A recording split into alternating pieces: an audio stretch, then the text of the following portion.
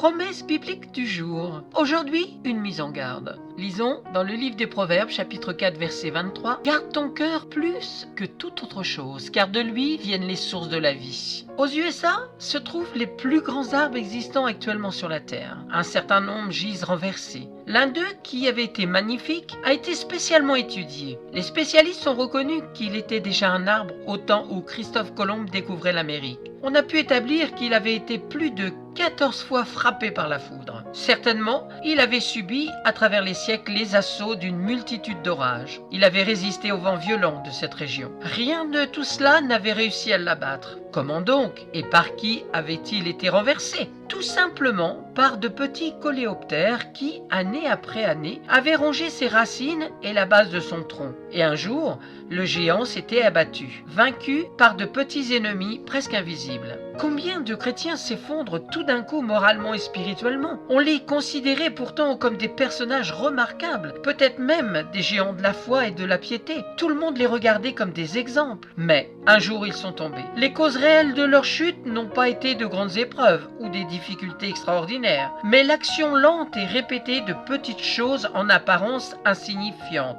Un désir de louange, des rancunes, un refus de pardon, etc., etc. Et ces choses ont été semblables aux coléoptères qui ont réussi à battre le géant de la forêt. Celui qui ne sait pas croire ne rencontre pas la parole de Dieu. Dieu est la vie. Garder des blessures encaissées dans son cœur rend malade.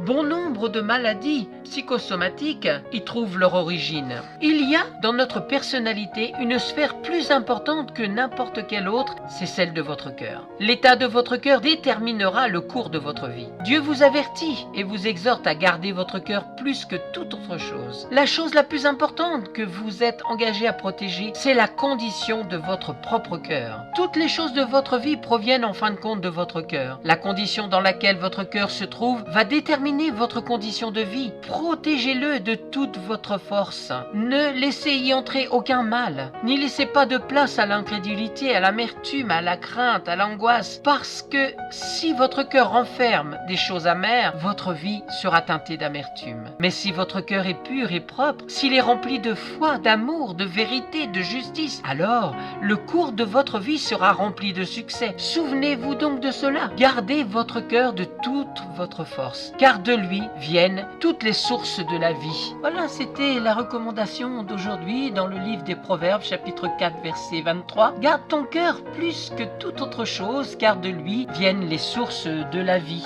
Et il y a aussi cette mise en garde, ainsi donc que celui qui croit être debout prenne garde de tomber. C'est dans 1 Corinthiens chapitre 10 verset 12. Merci d'avoir pris du temps pour écouter Promesse biblique du jour. Soyez vraiment bénis, encouragés, fortifiés dans la foi, dans la puissance de la parole de Dieu qui est la source de la vie, la source de la vérité. Amen. À très très bientôt.